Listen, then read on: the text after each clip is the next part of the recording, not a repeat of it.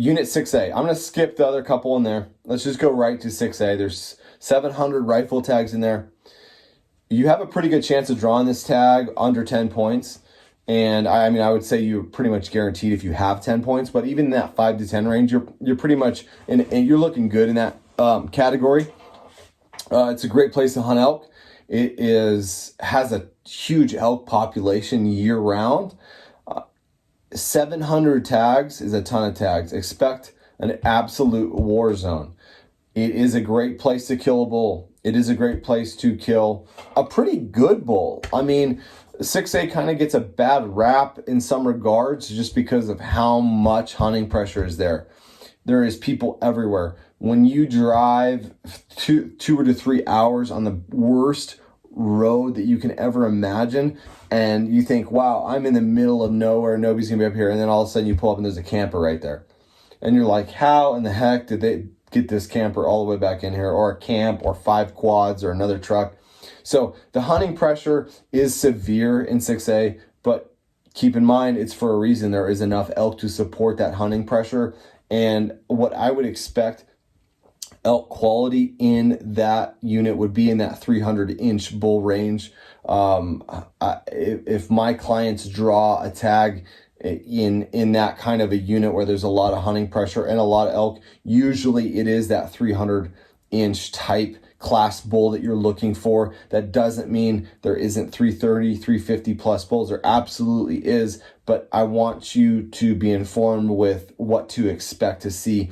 You'll expect to see a lot of elk, and the bulls are off the beaten path because keep in mind, it's only a 7-day season, and this happens early December, late November. So they're in their winter patterns in a lot of these deep canyons, big canyons, kind of in their winter habitat. So where they kind of, basically when I say winter habits or winter pattern, they're going to get off into places where they're just going to kind of live. They're going to maintain. They're going to be safe. They're going to have some food. They're going to have some water close, and they're just going to survive.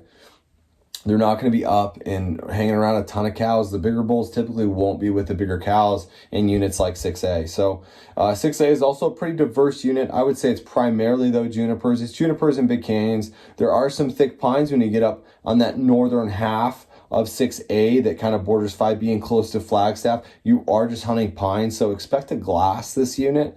If you're looking for a big bull, expect to put some time behind the glass.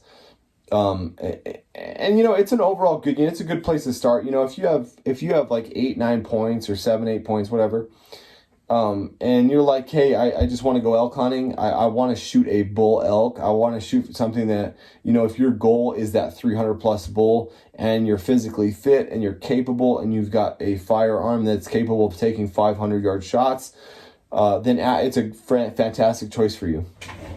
I would highly recommend it. It's a great place, tons of elk. So, but keep in mind there is hunting pressure, and you will not avoid it. I don't care where you go.